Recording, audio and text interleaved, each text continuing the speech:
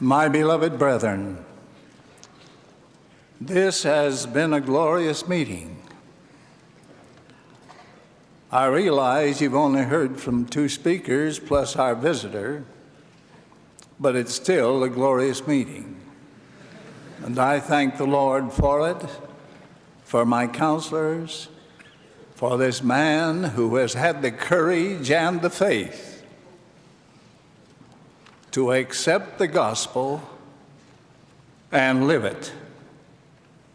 I hope he lives it.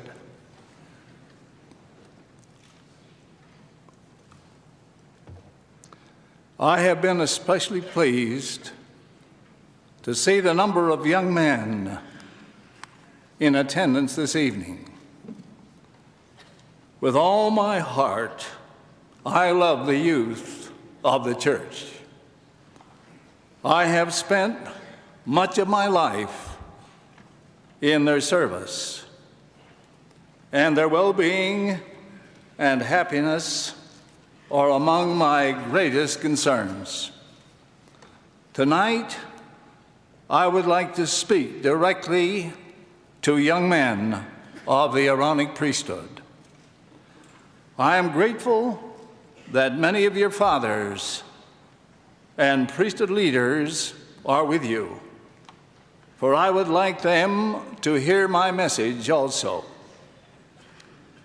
Young men of the Aaronic priesthood, you have been born at this time for a sacred and glorious purpose. It is not by chance that you have been reserved to come to earth in this last dispensation of the fullness of times. Your birth at this particular time has been foreordained in the eternities.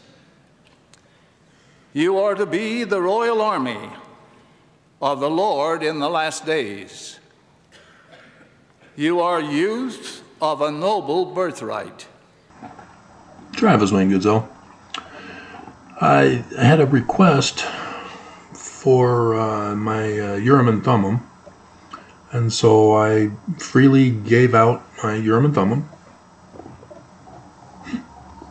I've given Kwaku the gift of translation. I've given openly the gift of revelation. And now I've given my Urim and Thummim, just giving it all away. It's a Latter-day sell-off, fire sale. And so, I'll link you in the below for my Urim and Thummim. Link.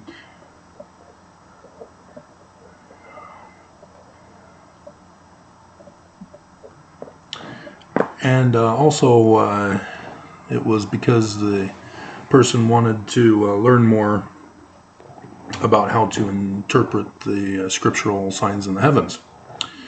And so I did a rush upload on academia.edu with my complete book of signs that I had published back in 2017. If you want to pay money for it through Amazon, that's fine. But it's free on Academia in a PDF form. It's 352 pages. It's one of my full complete books. Because Amazon allowed for 24 pages minimum, I took advantage of that to do chapters, segments of books, and then when I finish all of the chapters or segments, then I'd do a final publication of all of them together. So I was putting out lots and lots of books, and that did help with getting attention to me.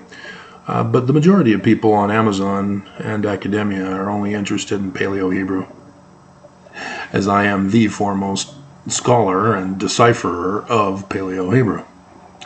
In fact, I'm probably the only scholar in the world on Paleo-Hebrew, since I'm the decipherer of it. So unless people are actually learning and studying from my books that I also have on academia, and expanding upon them, of which I have yet to know of any such person, I still would be the only one. The Book of Signs is from 2017, and as such, I've done YouTube videos since that require the book to be updated with the new information or the additional information, and so understand that you'll have to find my YouTube videos or have followed me all these years to keep up to date on that stuff. So like I said, I'm way behind on what needs to be done, and revisions of books may be part of the abridgment phase after 8 April 2024, assuming mankind survives and I'm not in a cave as the last human on Earth. Omega Man. I have that. I need to watch that. Charlton Heston. Damn you! God damn you all to hell! Get your hands off me, you damn dirty ape. Or paws, I guess. Not sure which what he used, because I think apes have hands. They don't have paws. But, you know, he was being racist or speciest. So, you'll also notice from the subtitle that I'm still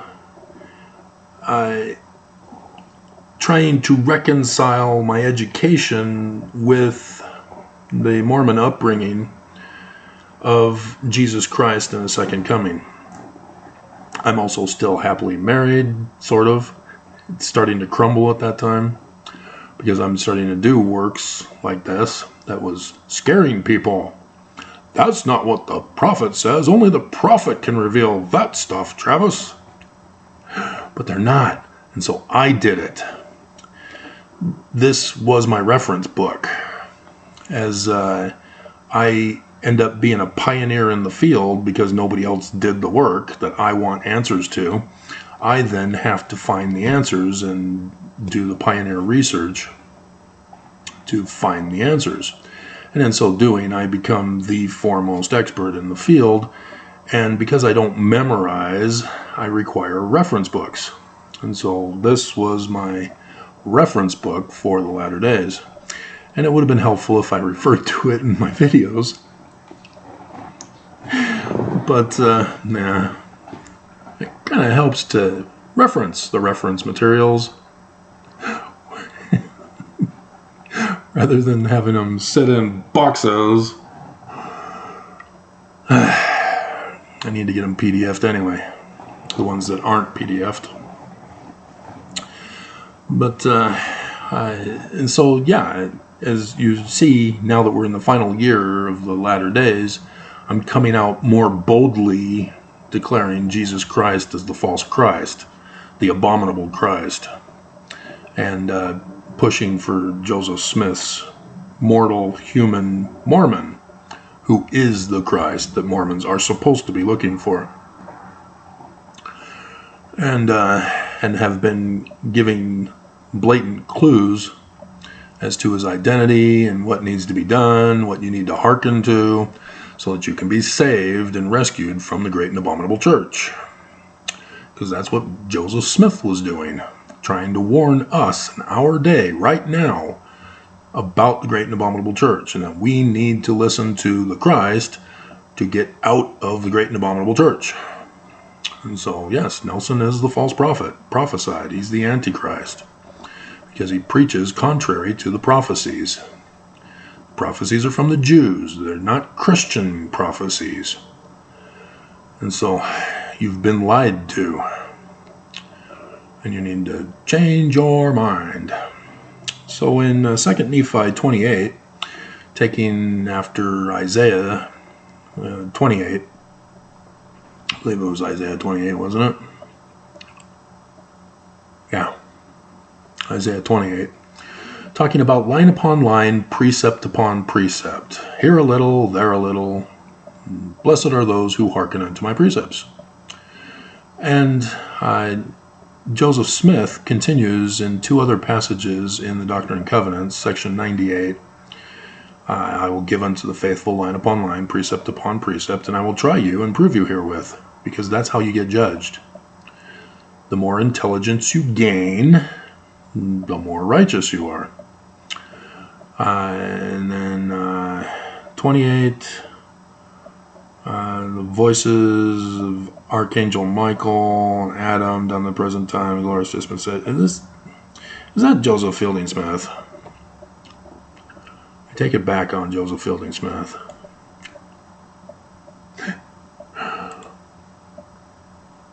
No, it is still Joseph Smith, not Joseph Fielding Smith. Okay, so it's good.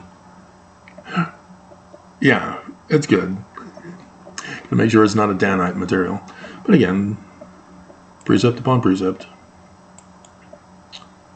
Come on. There we are. And so, in the power of their priesthood, giving line upon line, precept upon precept, here a little, there a little, giving us consolation by holding forth that which is to come, confirming our hope. It's here. That which is to come is here. It's now. He's here. He's been calling out to you since 2017. And Mormons haven't been hearkening. And Joseph Smith warns, if you don't hearken, you will be utterly destroyed.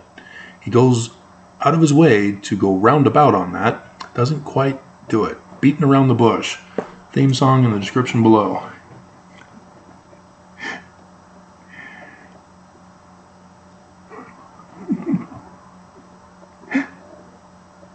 AC/DC. And so I hope you understand then, if he's mortal, he's just like you. What if God was one of us? Just a slob like all of us? That could have also been the theme song in the description below. But I did say that I'll put the Urim and Thummim link as well as my book link in the description below. In case I missed that, look for that below. I wrote it down, so I shouldn't miss it. But yeah, he's born as a mortal baby. He cries. He has poopy diapers. Does he have to say poopy diapers? Groundhog Day. And yeah, has to learn line upon line, precept upon precept. And it is challenging because Mormons are born in the great and abominable church that lie, purposely lie, to lead us away from the truth, the true interpretation of Jewish scriptures, the Joseph Smith following that same line of thinking, and from the true Christ. He gives us the false idol god, Jesus, who's the great and abominable Christ that Joseph Smith tells us about, but Mormons have been blinded and interpret that as Jesus. And we never get told what a creed is to know that it's not Jesus. Way not Jesus, because Jesus is the abominable Christ. Because they're anti-Semitic. Christians are anti-Semitic. They replaced the Jews. They culturally appropriated their scriptures. They culturally appropriated their religion. They culturally appropriated their Christ and replaced them all. And that's why they're abominable. And Christians refuse to get it just like Mormons refuse to get it. And Christians refuse to accept that the church is Christian. Because they're a different kind of Christian. And so yes, all of us are put at a handicap disadvantage. You know, like when you're playing golf, There are those who get a handicap. That's for an advantage. But ours is the disadvantaged version. And so we already have 100 strokes before starting off on T1 on the first course. And so, yeah, it becomes a great challenge. And that changes the theology that we have culturally adopted in the church. Because Mormons have believed that the premortal council in heaven, Heavenly Father presents his plan, and Lucifer says, I don't like that plan. Let's save everyone. Why not save everyone? Let's just take away their agency and save everyone. Everybody can have a mate and go into the celestial kingdom. Everybody's happy because their agency is gone.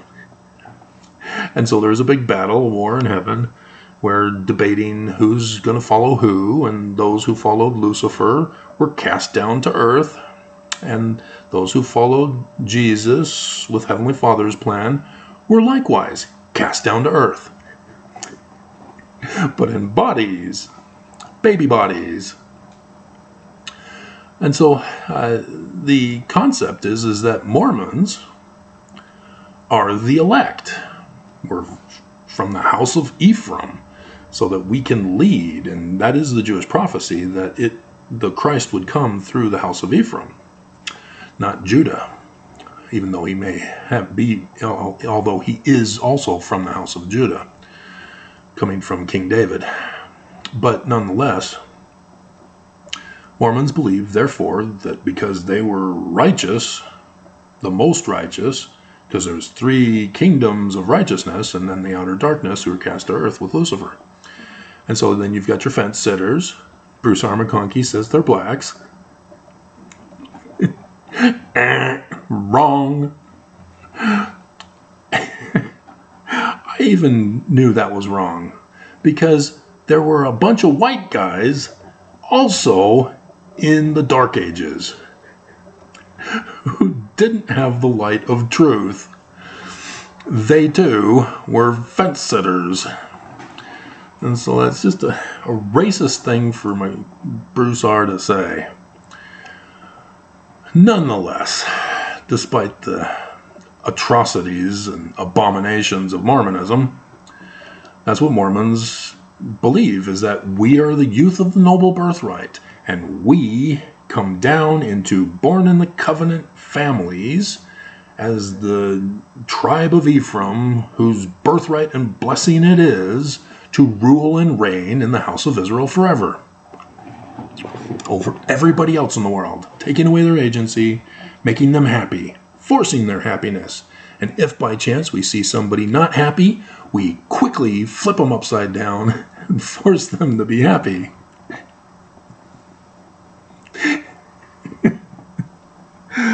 Oh my God. And so, yeah, we believe that we were born in the true church because we're the chosen ones. And that this is the true church of God and Heavenly Father's plan of happiness for all his men. And we're going out converting people to Jesus and blah, blah, blah. It's all a lie. It's Lucifer's church. It's the great and abominable church. So if we were the righteous, God, and I don't want to start a blasphemous rumor, but I think that God's got a sixth sense of humor. And when I die, I expect to find him laughing. Also a potential in the description below. And bonus points for any of you youth who may be watching and know the group I'm referring to. Those my age would already know the group and are laughing. But yeah, this changes the whole theology of Mormonism. Is that the righteous ones, the ones who were fully obedient and intelligent beings, get sent down on earth into the most atrocious, abominable conditions, the great and abominable church, so that they can leave it in an exodus by hearkening to their Christ of the latter days.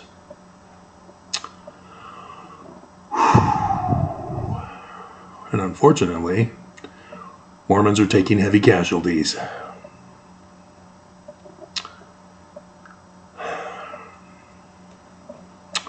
Too many are spiritually dead, and their spirit bodies strewn all over the floor.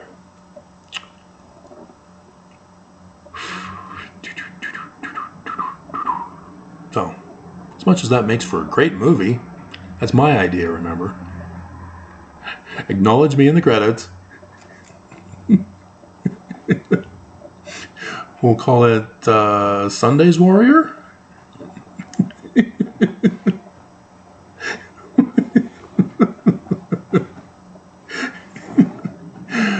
But don't look for the church to give a response. We already know what their response will be. This is blasphemy, heresy, and falsehoods by an antichrist.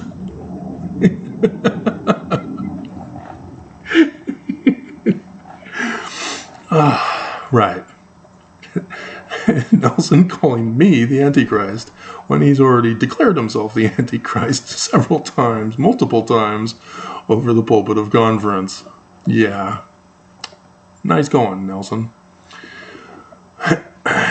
But, yeah, he has to go to school just like all of you, and there are prophecies of where he's going to go to school. Not just that he has to go to school, so that he can learn line upon line, precept upon precept. Here a little, there a little. And so, yeah, Mormons are choosing to follow Lucifer's plan of happiness. They got sucker punched at birth. See, normally doctors would spank the bottom to get the baby to cry to make sure they're breathing. Nope, doctors here in Utah apparently beat the baby